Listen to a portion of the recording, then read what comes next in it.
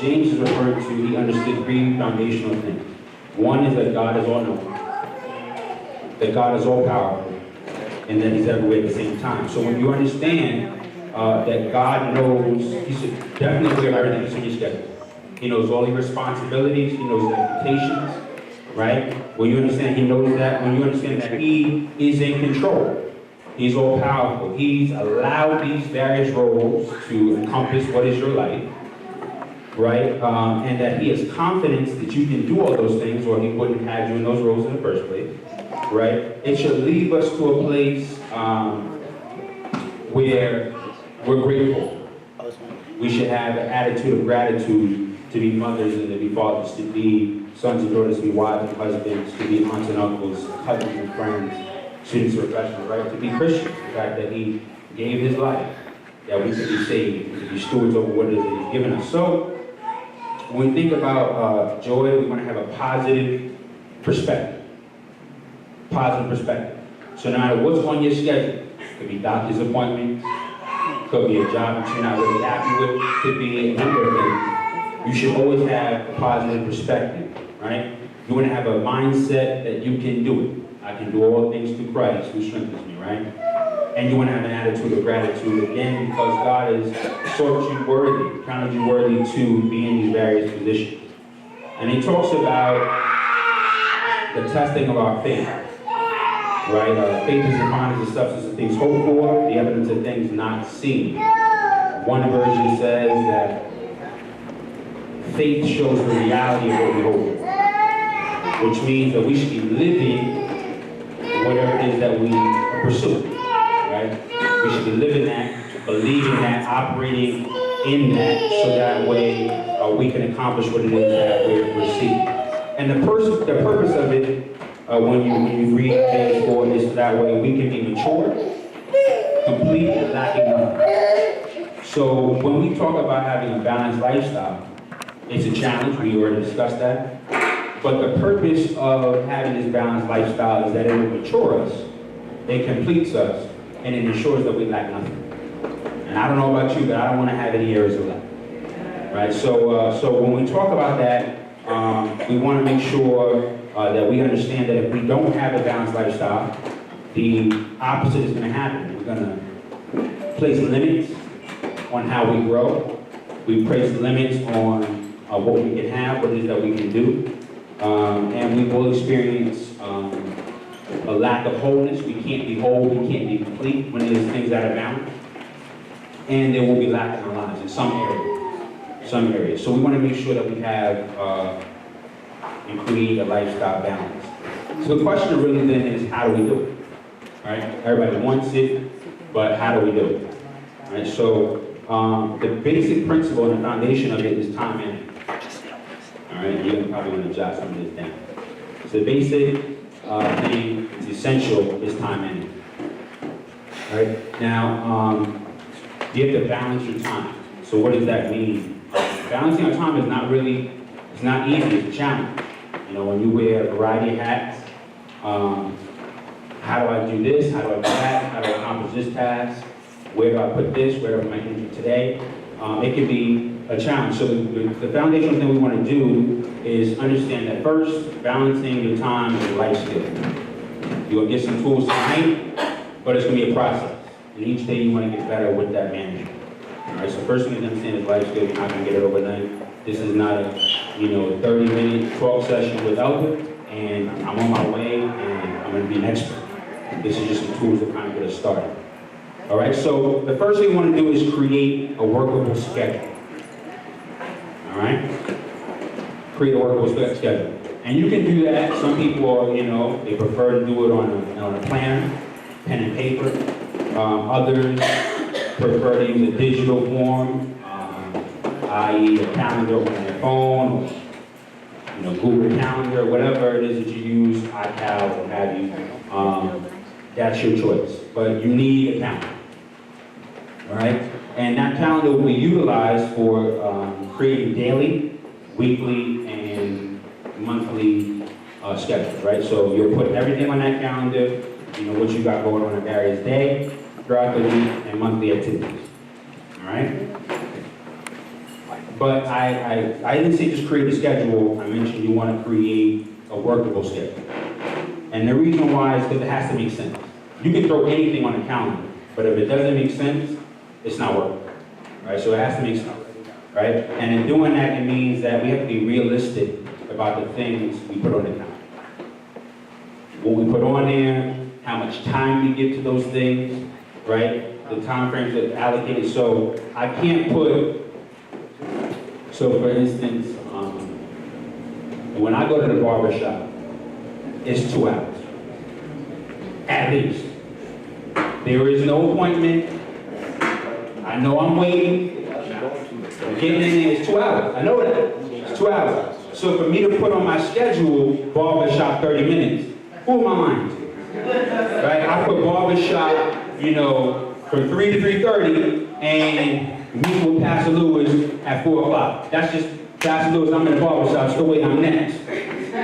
And next, come on now, next could be an hour.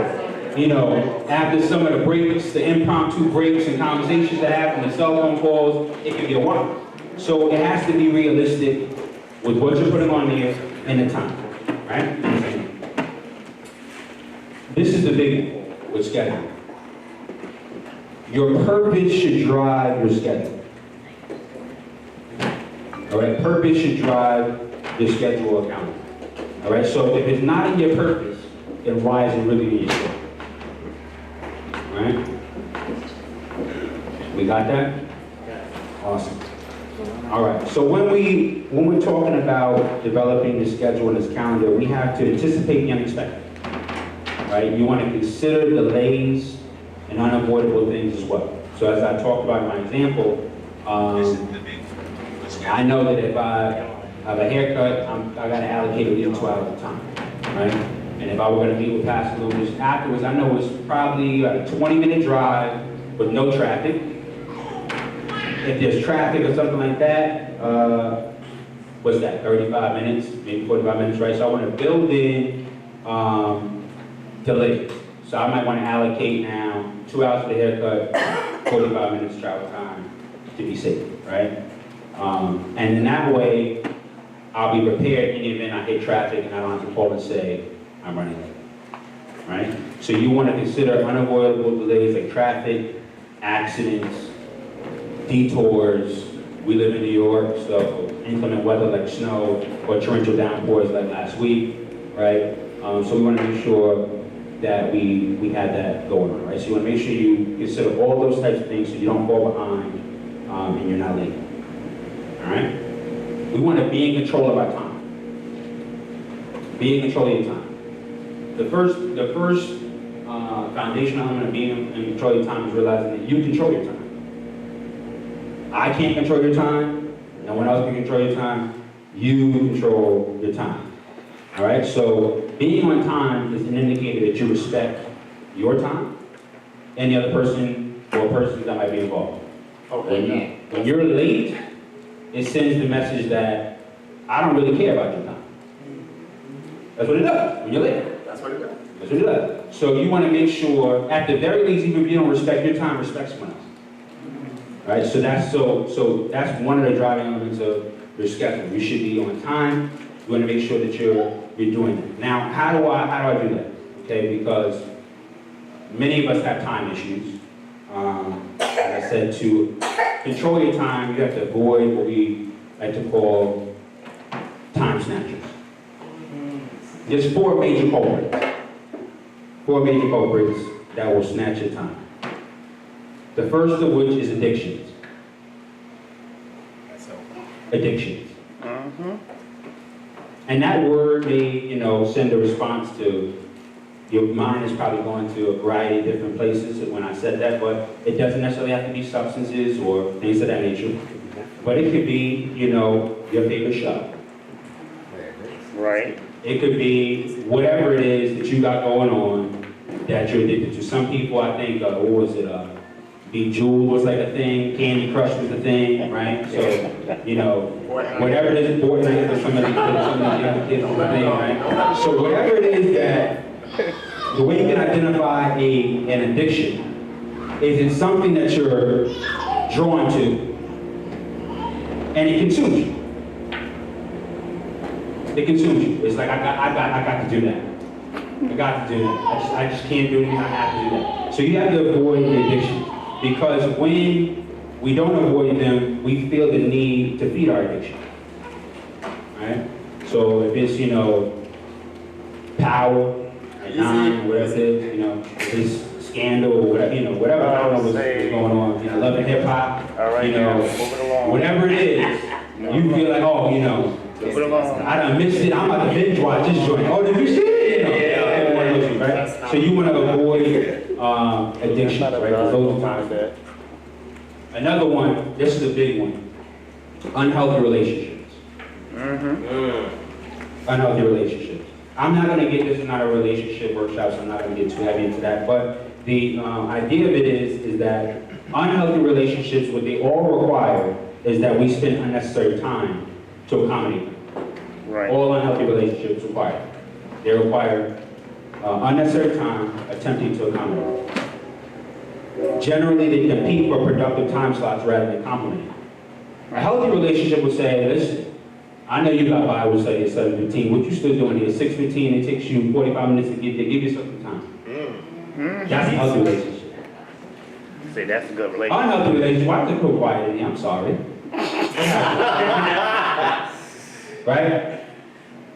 Unhealthy relationship says, it's 7:15, you can be a little late. Or, you can miss one. You can miss one. What is it, workshop Wednesday? They're not really going into it. The pastor may not be teaching it. Amen. Right? So, unhealthy relationships compete for productive time slots. Amen. Right? So it could be, you can call out today on the job. You got a responsibility. You used to be at work. You could call out. You got an early meeting. You could hang out tonight. You're going to be all right. Right? So unhealthy relationships vie for and compete for productive time slots. So we have to make sure we avoid those at all. Right? I can go into those. Another one is too many responsibilities. Some of us just take on way too much. We take on way too much. Right? And a way to avoid taking on too much is saying no. No is an answer. Right? And again, so when we don't say no, when we say yes to everything, those other engagements that we just said yes to, those other activities, now they rob time from the things that we really should be doing. Right? And one of the big things is that we have to remember, and I said it earlier, that purpose is what drives our schedule. So if it's not in line with your purpose, it should not be in your schedule.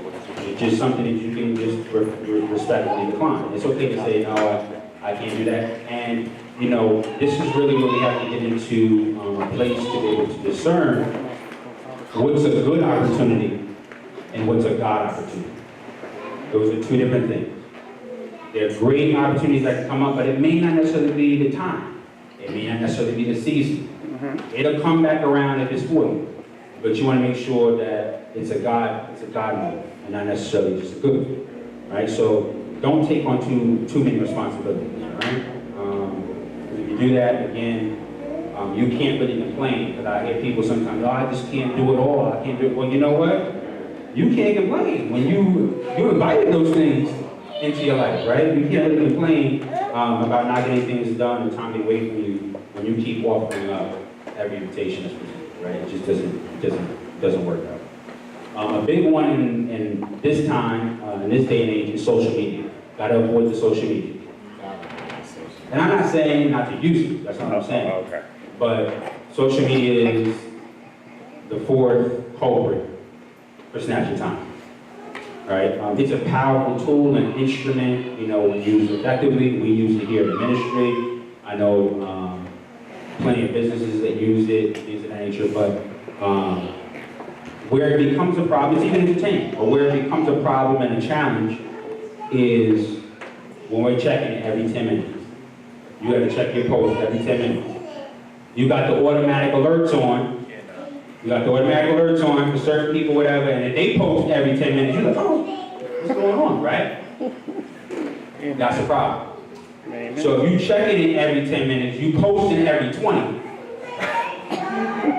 Next thing you know, you don't lost 2 hours time, productive time. You just in it, you know. And you want to make sure that you're using that time wisely, because you can easily be lured away from being productive playing with social media. You know, you start to get in, you find a real funny video, and now you got to go to that person's profile, and now you want to see the other videos they have, and you know, like 7 of them, you're like, this one's really good, I got to send it to this person, I got to send it to that person, I'm going to watch it again. And now, you're done. Right? So you want to make sure that you avoid the social media time frame, right?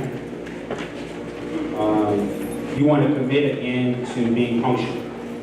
You got to really make a concerted effort and commit to being punctual. As I said earlier, when you're on time, it shows, again, that you respect your time. People are more apt to respect your time. When you say, you know what, listen, I just can't do it. This person really can't do it because this is how they govern their lives, right? They take you a little more seriously and respect your time. And also, again, it shows that you respect others' time. So you want to be considerate, be respectful on all other people's time. All right, so the next thing we want to do after avoiding are the time snatchers, the setting goals. Most people, they hear that, but how do we really set goals? A lot of us have a goal. I think last week, the facilitator last week mentioned people have like weight loss goals. They have other goals to save a certain amount of money, but they have no plan to execute that, right? And even a goal is more so an idea and not actually a goal. When you set a goal, you want your goal to be SMART. That's an acronym. All right? You want it to be specific, Measure. which suggests that you know exactly what it is you want to achieve. It's not some pie in the sky type thing. I want to lose 10 pounds. Not I want to lose weight. I want to lose 10 pounds. I want to be able to memorize John 3:16. I want to be able to get a bachelor's degree in whatever, right? After that, you want it to be measurable, which means there should be some time parameters or some way to measure your progress, right? So the reason why I said it's not I want to lose weight, it's I want to lose 10 pounds because I can get on a scale and measure how close I am getting to that, right? So it should be measurable. When you want to do about it. I want to finish a degree 4 years. Give myself, I'm going part-time, I want to finish it in 6 years. You should be able to measure what you're doing and your progress based on your time. Everybody with me so far? You want it to be attainable. Attainable means it has to be realistic, right? I want to lose 10 pounds by tomorrow. Sorry, it's not happening. It's not happening. It's not happening. I want to get a degree, by tomorrow. You can do it on becomeadoctor.com, but that's not a real degree. Right? It's not a real degree. It's not earned, right? So you got to be realistic about what it is that you're saying you want to do. And sometimes that means sitting down with somebody that's already doing what you want to do or consulting somebody, but sometimes we don't really know, right? So we have to partner up, reach out, do some research. Google's a great tool, right? About what it is that you want to do. So if it's weight loss, they say average, people lose about 2 pounds per week, right? So that means you're not doing 10 pounds by tomorrow, right? So these things we want to make sure we're doing. All right, so we want it to be attainable, which means realistic. We want it to be relevant, right? It has to be relevant to you right now. Some of us have goals or things that we wanted to do in years past. Some of us have the pressures of other people that want us to do certain things, but that's not really our goal.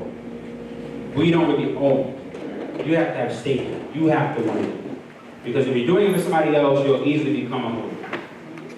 easy to become unavoidable. When it gets hard, you're like, I don't want to do this. I don't want to do it, right? If it's something that was in your past and it's not relevant today, then it's just not relevant. So it doesn't have value, doesn't mean anything to you, right? A lot of times, sometimes we try to rekindle or try to fix something that might have been broken in the past or what have you, but we don't really need it now. And if it's not something that's a part of your present or going to be part of your future, a lot of times we're like, it's not really working, right? Because anything worth achieving is going to take a little bit of work. So we have to set goals, again, that are relevant to us today and or where we want to go, all right?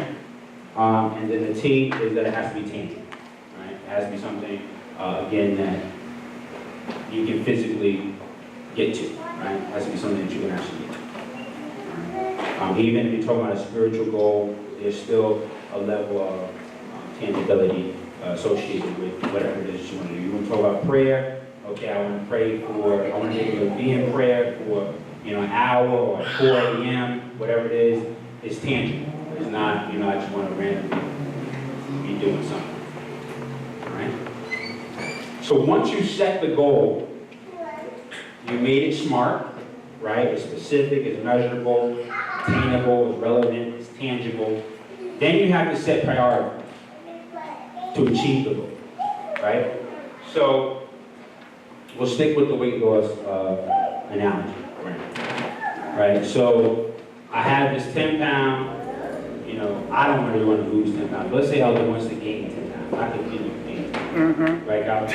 So I can gain 3 pounds. Just watching the game right now. It's a realistic goal. I say I want to gain 10 pounds 3 months. Measurable, right? It's attainable, it's realistic. It's relevant to me. It's tangible. All together. But I have to set priorities to obtain that goal. So one of those things is I'm going to have to change my diet. Right? That means I have to eat a little bit different. I have to eat a certain amount of calories to attain the goal. I might have to meal prep, depending on my lifestyle. Gotta hit the gym. Right? What I do with the gym is important. Can't be doing a bunch of cardio talking about I'm gaining 10 pounds. Gotta hit some resistance training. Right? So it has to be, again, specific. I have to do a specific training for what my goal is. Right? All that's important. And that's where most people fail. They set the goals, but they don't set the priorities. So in doing that means a lot of times you have to give something up. Right? So if that's my goal and my lifestyle doesn't allow for me to go to the gym, let's say after work, that means I may have to go before work. Which means I can't sleep late. Right?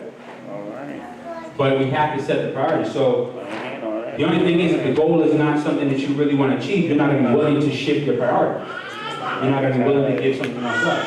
Right? So if it's the weight loss goal, you're not really in it. You're not going to be willing to give up the chips. You don't want to give up, that fast food.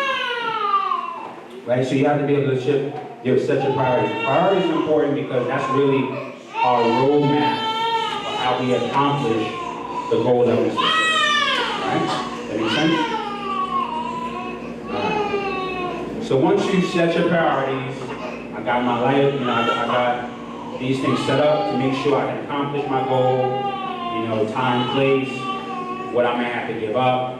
I'm committed to it. Procrastination always happens to the best. We have to learn how to overcome procrastination.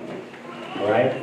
So one of the ways to do that is to acknowledge first the consequences of procrastination. All right? So we have to understand the consequences of, failing to do what it is that we've already planned out to do. Right? So we have to acknowledge it. So obviously I know if I don't meal prep, if I don't get up early, I don't do resistance training, consequences for me are just that I don't meet that goal. Right? Not as dire as other people that may have some kind of other goal. If it's I need to lose X amount of weight because I'm a diabetic, whatever. the consequences of that failure can be more serious, right? So you want to create a to-do list to help you stay on task, right? So I've already kind of gone down my to-do list as far as the goal that I set, but if you're talking about your regular life balance, you want to create a to-do list of what you have to do today, right? And again, it's that calendar, we have the time frames we talked about. Right? And if you have a calendar, sometimes you may have to have multiple calendars, and not just one, depending on what you do, right? So that I have a family calendar, which basically has every one of my households daily stuff on it, for the most part, right? So right now it says I'm unavailable. You know, and prior to this it said, you know, Steve at PM, right? So everything is in that calendar that pertains to my household. Then I have a work calendar, right? But I overlap my work calendar with my personal. I set my personal up first. Wow. It's important because for me, family is a priority. Right. So whatever's your priority, you take care first. So I set up that first, right?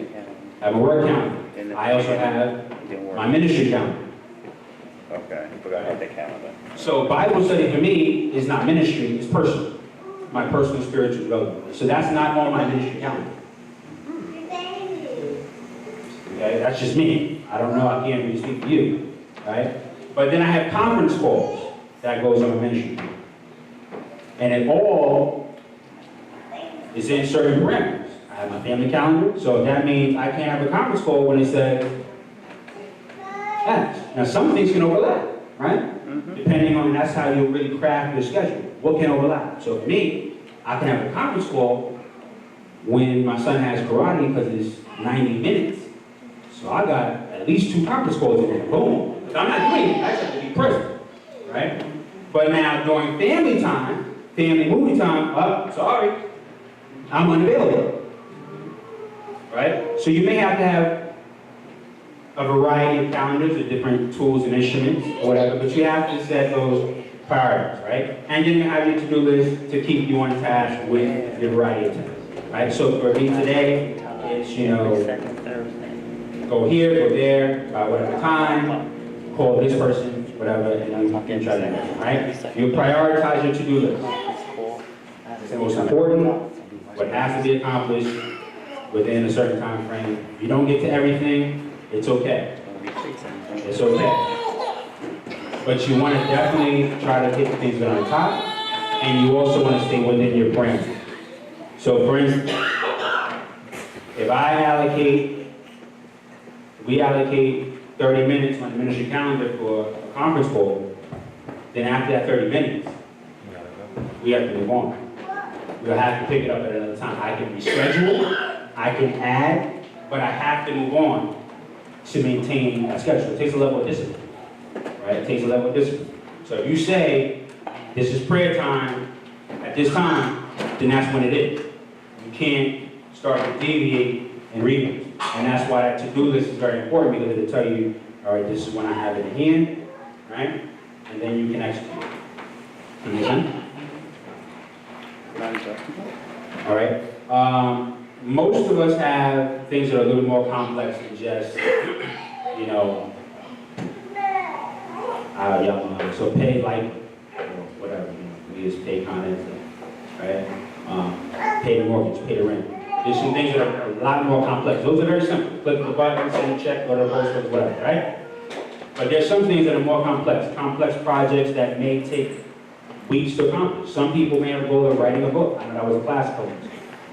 Right? Some people may want to, again, like I said, have something that has to do with their weight gain or loss, what have you. Some people may want to go back to school. These are going to be things that take multiple steps. So let's use someone who wants to go back to school. They want to attain a degree. You want to break that down into parts.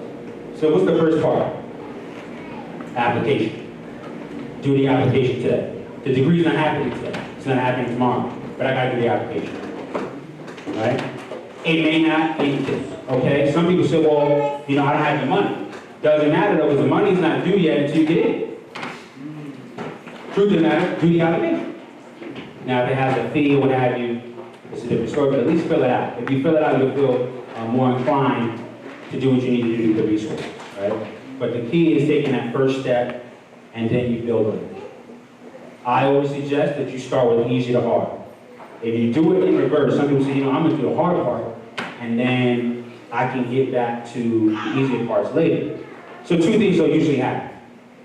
You'll execute the hard part, and you won't think. Because you're like, I did most of it. Yeah, you did most of it, but it's not all together right. Example, I see some people's faces. So you start in the house. I'm redoing the house. Okay. Doing the house over. I'm going to get somebody in here. We're going to remodel this thing. And all that. That's great. You got to remodel. And you'll usually notice the contractor will come in and do all the heavy stuff. But then you're waiting for a baseboard, waiting for trim, waiting for things like that. Okay. Even if they do it, then we're waiting on you to decorate. I'm getting around to it. But you did all of this because you had this vision, this goal, and now you're missing the fine details because you did all the hard stuff up front. It looks nice, I can get to it, right? So we want to make sure that you deal with easy or simple to complex, right? You'll be more inclined to complete the task when you go from simple to complex. All right? Celebrate the small wins. At the beginning of small wins, you know, I made it on time. Made it on time. Woo! Made it on time. For real. You know, when you have a habit of being late, fashionably late, whatever it is, being on time is an accomplishment. And as you become more disciplined in what you do, you'll be more inclined to celebrate. So it'll be, instead of just being on time or hitting that one thing on the schedule for the day, it's your goal, your total goal long term, right? So you want to make sure that you celebrate small wins, you know, treat yourself for accomplishing whatever it is that you accomplish on your schedule. Right. But you really got to it's really discipline. None of this works without discipline. So then how? I'm going to give you some basic tools, really, after you got some skills, some skill things you got to do. But then how do I do this? Prayer. Yes. Prayer. Yep. Because the flesh is going to be like, yo, you can take a day off. You've been doing good. You definitely reward yourself, take off today. Never. You gotta stay focused, put God first, seeking first the kingdom of God and His righteousness, and all these things will be added to you. So you want to make sure that your prayer life is intact. It starts in prayer. Asking God for the focus to accomplish the task, the strength to do what you have to do. Right? Help me to avoid those time snatchers, those things that are distracting. Right? Send me favor. Help me accomplish what I have on my schedule today. Right? Right. Sometimes you don't have to even do some of the things that are on your schedule if you just ask others. Sometimes if we just delegated certain tasks, it'd be easier to accomplish what we have to do. Yeah. Right? And some of you might be in roles where you can delegate certain responsibilities, certain tasks, and you'll find that you'll be more successful in maintaining your schedule when you're not relying on doing it yourself. So how do you do that? Then that means you can trust somebody else. Okay, now. And that's very difficult for a lot of us to trust other people to do certain things. Even if it means that they don't do it the way you do it. See, that's most people's problem. They don't do it like I do it. Amen. Amen. So I'm going to do it because they don't do it the way I do it. Wow, that's right. And that's also why people don't really want to help us sometimes with our goals. They're like, every time I do it though, you're like, that ain't how I do it. That's not really right. right? Right? But when you do that though, we go back to what I said earlier, now you're doing too much. So there's certain things that don't have to, I mean, yeah, it may not be exactly how you do it, but wouldn't it, instead of take you an hour to do it, as long as they're proficient enough to get you to a particular place where you might have to do the finishing part, because they did the hard part that we talked about before, you're good. Or they did the basic part, right? So we use the application. You filled out the application, but do you have to go to the mail? Do you have to go to the post office? Can you trust someone else to do it? I don't know. I don't know, right? So when you have your schedule, you got to look at ways to maximize time. There are only X amount of hours in a day. Most of them, you know, I would say you should be sleeping, but it's just not really happening, right? You got meal time, you got family time, you got prayer. That'd be praying, reading some scripture, right? Right, amen, amen. So when all of that's done, though, you only have a certain amount of hours to get certain things done, right? And then you still want to have balance where you can do what you want to do. Life can't all be the work, right? So that's why I told you I deal with my personal schedule first, right? Because it's easier to add something later, but it's hard to take certain things away. Right? So you start with the bare bones of what has to be done or what you want to do and accomplish. All right? But you got to learn how to trust other people, delegate where you can delegate, and rely on others for assistance where you can. And those are some of the major and basic foundational things to maintain a life balance. Right? So we go back to the scripture in James, right? He says that we can be mature, we can be complete, and we lack nothing. When you manage time well, you can accomplish the defining factor whether or not we can accomplish something. It's either we don't have enough time, right? No one ever say, well, it's just, I got a world of time. It's usually like I tried, but I just don't have the time. I love to go to the gym, and I don't have the time. I love to read more scripture, but I don't have time. I love to, pray. I love to, get up with my girlfriends, go out with my guy friends, whatever it is. I love to go on vacation, but it doesn't seem like I have the time. Because I always have to do something that we have to make it a priority. It's just that simple. There's nothing else but making it a priority. Until you make it a priority, set it a goal, and then you work towards it, so that's what you have. All right? So that's pretty much the foundation of what we need there. I'll take some questions, because I know we're getting towards the end of our time.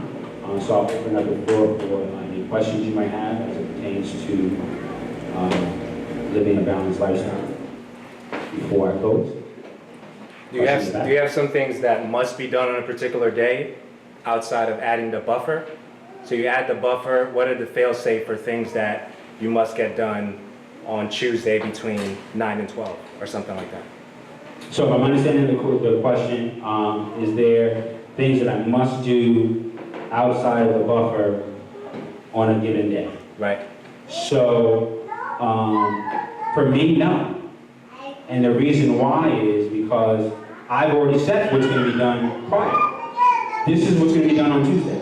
I didn't overschedule, I didn't overwork. If I look at my schedule and it doesn't work for my schedule, listen, I can't do Tuesday at 12. Can't do that. Can't be there. I can do next Tuesday. I can do Thursday. But this Tuesday's just not going to work. And I have to be okay with that if I'm going to get certain things done. Now, always there are emergencies and things of that nature. But if you have an emergency that happens, right? And everything is not an emergency. See, that's what, so some of us get too many emergencies. We think we urgent care. You're not urgent care. You don't have that many emergencies, right? So you get a flat. That's an emergency on your way to where you're supposed to be going. Not in the barber chair, yo, I got a flat. No, you didn't have a flat. You did poor planning in your time.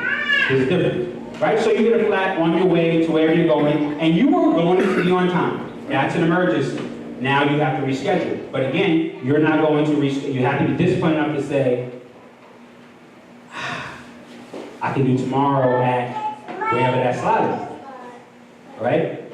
Or you move it into something that was not really a priority, right? Because remember, when you start shifting things, it tells people or institutions or organizations what their value is to you, right? So for instance, if it happens on a Tuesday and break it down, blah, blah, blah, well, I'm available Wednesday. Well, how about Wednesday 7:15? I'm available. I can do that. Oh, are you really? Oh, are you really? Right? But it sends a message. So now, depending on who that person is and I'm rescheduling at 7:15, well, you're available at 7:15. No, I have Bible study. Now my whole testimony switched. Oh, I'm not. Well, next week, how about we follow up again next week? I'm free again at 7:15 next week. No, I have Bible study. So you didn't have Bible study this week. So y'all just have Bible study every other week. Is that how it works? Yeah. What's going on? Right? So you gotta be consistent. So you have to make sure that it's somewhere either you have a gap in the schedule or where it's something that is not as pertinent as a priority. So maybe you were going to, I don't know, maybe you say, you know what, I'm gonna go for a spa treatment or something. And you might want to say, you know what, I'm not going to do that because I'm going to do this, right? But I would definitely say reschedule that spa appointment if you were to do that, because self-care is also a big part of having life balance. You got to take care of you, right? You got to take care of you. What kind of advice would you give to someone who has high expectations but struggle with prioritizing their goals? Okay, so the question is, how do you deal with having high expectations, but prioritizing goals? So again, it's like I said earlier, you want your goals to be very specific, so they have time frames, right? So if one of my goals is losing 10 pounds in a month, it's possible, even though we said the average is 2 pounds a week, that's 8 pounds in a given month, right? So now I need to work extra hard to do that, right? So that's one goal. My other goal is saving for a house. My other goal is pursuing another degree. My other goal is getting my prayer life together, studying God's word more. So I have a variety of goals, and my expectations should be very high. But there's certain things that have to be met in that time frame. So the time frame now tells me and will dictate what has to be higher on the list, right? So you then prioritize. So my prayer is going to be at the front, because I know if I don't get my prayer life and ask God for His help and so forth, none of this stuff is going to probably be accomplished. I got the weight loss stuff that's going on, the weight gain thing is going on, so I got to put that at the top because I only got this month to do it. The house down payment ain't going to happen in the next 30 days. So that I got to do progressively. So I can work towards it, but it's not something I'm necessarily full-fledged in. Right? So you, based on how you define your goals, the unit of measurement you have, that'll dictate where it is in your priority. Right? Does that make sense? Yeah. Any other questions? So how do you balance your calendar when it's not just you? Like, for instance, you said that it's you and your wife. So together, how do you determine what's the priority?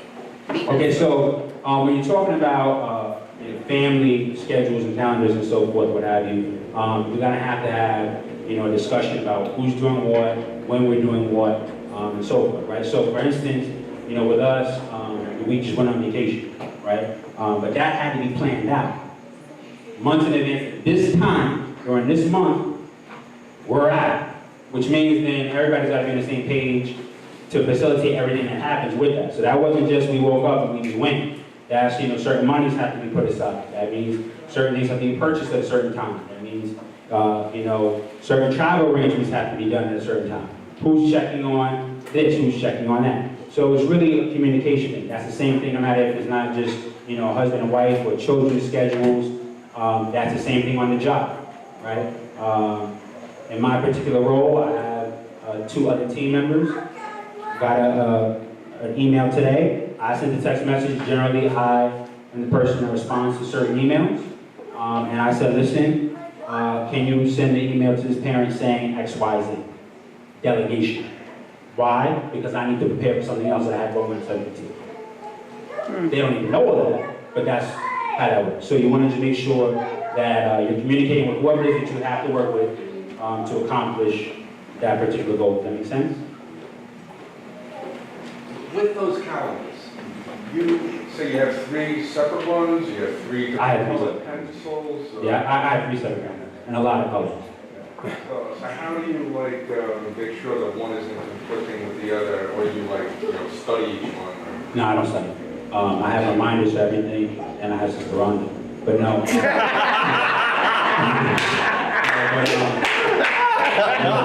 All right. No, but really, that's a great question. So I don't use the paper calendar. I don't use the paper calendar because it doesn't. I would definitely get lost. So I use a digital calendar. I have different email accounts for different things. So my family calendar is under my family email. So on that, you'll find everything that I have going on as it pertains to my family, right, and how it will affect my family. My work calendar is on my work email, and that's where it stays.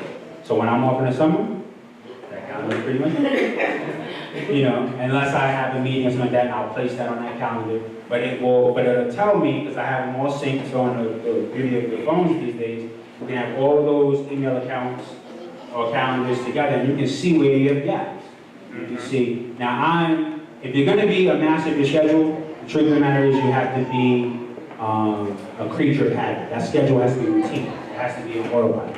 My life is a schedule. I can tell you what's happening on Wednesday. I can tell you what's happening on Thursday. I can tell you what's happening. So and I know which days I have open. It's designed that way. So you have to be. So the answer to the question really is that you have to make sure that you look at each thing on top of each thing, and it has to be prioritized. So family first, then I put in everything else. That's how. So they overlap sometimes. You see. Correct. I see all of them. Exactly. And I could even put so for instance, mine is my calendar as it pertains to ministry very granular, right? So I know who's presiding on a given Sunday by a click of a button. It's all on my calendar, but I don't really need that throughout the whole week, because otherwise I have 30 boxes. It only shows on a Sunday anyway, right? But I'll see who's doing that. I'll see who has cleaning. I'll see when I have a conference call. I know who has the conference call with. All of it there in a particular box. And if I don't want to be overwhelmed, so let's say I'm back at work, it's a Monday, and it's 9 o'clock. I don't really need to see anything that's pertaining to my personal or my ministry because I'm at work. I already know what's going on. There's nothing in that box. It's all my class schedule. It's who I'm teaching, and so forth. Right? So everything has its own box, and you'll get to learn your schedule as you do. And I can show you that later, because it's a lot going on, a lot of colors. Yes. To be specific, do you have any recommended apps, or do you use like a certain email? Yeah, they get this for free. I use Google. That's just me. But I know if you use Apple or have Apple devices, they actually have a really cool feature. Don't know how to use it because I don't use Apple like that, but where it'll even show you where your open appointments are. You can just click it real quick and it'll show you where it is. Like a schedule, whatever. I don't know what they call it, but essentially, somebody says, Elder, when are you available? I could just pop it in and it'll literally tell me what my availability is. But I don't use that device. I use Google and I can see where it is. Plus I know which dates I have availability. Any other questions? Awesome. All right. So I pray that everyone enjoyed themselves. Now let's stand and we're gonna pray that we're better masters of our schedule.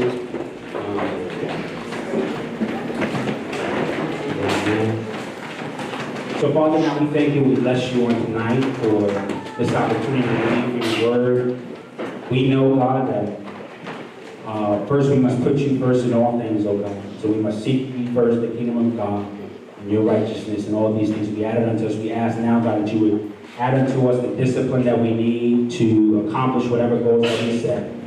Give us the mindset, oh God, to avoid time snatchers, oh God. Give us the will to sit down and create a functional calendar and schedule, oh God, something that's realistic, oh God, and relevant to us and to our goals. Help us to develop measurable and tangible goals, oh God. In the mighty name of Jesus, we pray even now, God, that all those who are underneath the sound of my voice and even watching online would apply some of this information so that way they can continue to improve their lives, oh God. For we thank you for every challenge, every task, oh God, for every seat, oh God, at various tables that we sit at, oh God, whatever ministry, departments we're in, the jobs we have, the roles we play in our families and our communities, oh God. And we count it all joy.